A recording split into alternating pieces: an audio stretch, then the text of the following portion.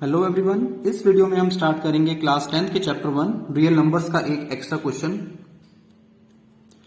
After how many decimal places the decimal expansion of the rational number 14,587 upon 1,250 will terminate. इस question में कह रहा है जब इस फ्रैक्शन को, इस रेशनल नंबर को हम डेसिमल फॉर्म में करेंगे तो डेसिमल के बाद कितने डिजिट्स आएंगे।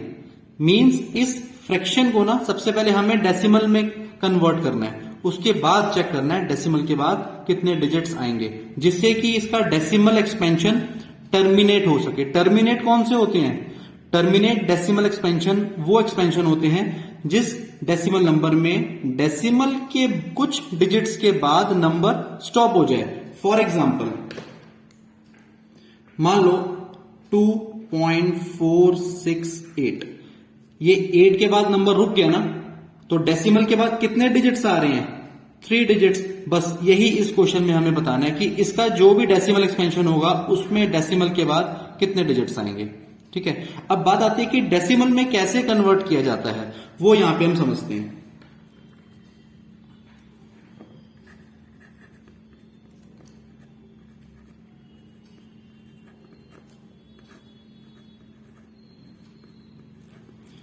किसी भी रेशनल नंबर को डेसिमल में कन्वर्ट करने के लिए सबसे पहले आपको उस रेशनल नंबर के डिनोमिनेटर के फैक्टर्स करने होते हैं। किसके फैक्टर्स? डिनोमिनेटर के फैक्टर्स करने होते हैं। तो सबसे पहले यहां पे 1250 के फैक्टर्स कर लेते हैं हम।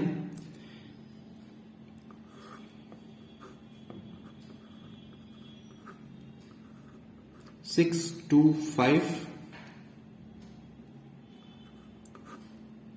1 2 5 25 5 5 25 5 1 जा। तो इसके फैक्टर्स हो गए 2 इंटू 5 कितनी बार आ रहा है यहाँ पे? 4 टाइम्स आ रहा है, तो 5 रेज टू द पावर 4।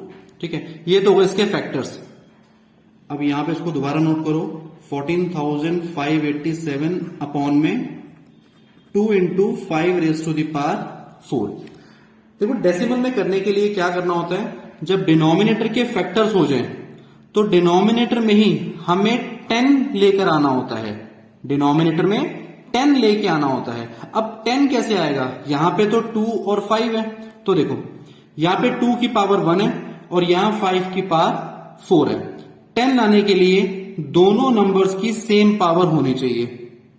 यहां पे तो 5 की पावर 4 है, इट मींस मुझे 2 की पावर भी 4 बनानी पड़ेगी। अब वो कैसे बनाएंगे? देखिए यहां पे 2 की पावर अभी 1 है ना, तो मुझे 2 क्यूब से ना और मल्टीप्लाई करना होगा। अब चेक करो यहां पे भी 2 की पावर 4 आ जाएगी, बट बैलेंस करने के लिए मुझे न्यूमरेटर में भी 2 क्यूब लाना पड़ेगा।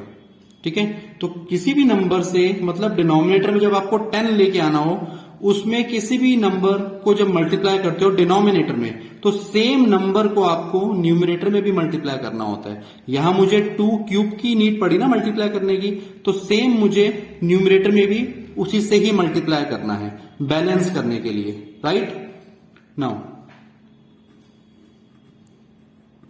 14,587 इंटू 8 अपॉन 2 पावर 1, यहां पे 2 क्यूब, दोनों को जब सॉल्व करोगे तो ये आ जाएगा 2 रेज टू द पावर 4 और यहां पे आ जाएगा 5 रेज टू द पावर 4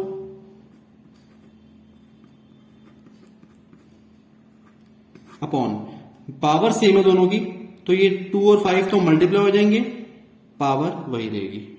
ठीक है, नाउ इस क्वेश्चन को अभी आपको मैं पूरा करके दिखाता हूं, कंप्लीट करके दिखाऊंगा कि कैसे डेसिमल नंबर फॉर्म होगा, बट उससे पहले आपको मैं इस क्वेश्चन का आंसर बता सकता हूं। क्वेश्चन में हमें क्या फाइंड करना था कि इस रेशनल नंबर को जब डेसिमल में कन्वर्ट किया जाए तो डेसिमल के बाद कितने डिजिट्स आएंगे। ठीक है, जिससे कि ये टर्मिनेटिंग डेसिमल एक्सपेंशन बन सके।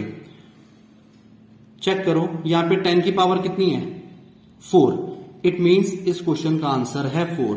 यानी इसका जो भी आंसर निकल के आएगा ना, मान लो डेसिमल के बाद ना उसमें 4 डिजिट्स होंगे। मींस डिनोमिनेटर में 10 की जितनी भी पावर होती है ना, डेसिमल के बाद उतने ही डिजिट्स निकल के आते हैं। अभी आपको मैं इस फ्रैक्शन को डेसिमल फॉर्म में कन्वर्ट करके दिखाता हूं। अब जब इन दोनों को मल्टीप्लाई करेंगे तो वैल्यू आएगी 116696 अपॉन में 10 रेज टू द पावर 4। हमें बताना है कि इसका डेसिमल नंबर कितना होगा। तो देखो पावर 4 है ना, तो यहां पे 4 डिजिट्स पहले आप डेसिमल लगा दो, यानी 11.6696। ये तो आ गया इसका डेसिमल एक्सपेंशन। एक्चुअल में जो क्वेश्चन का हमें आंसर देना है वो क्या था कि डेसिमल के बाद कितने डिजिट्स आएंगे। तो आप चेक कर सकते हो यहां पे 4 डिजिट्स आएंगे।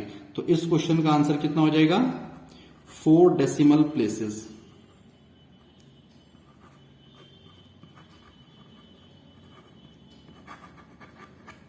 ठीक है।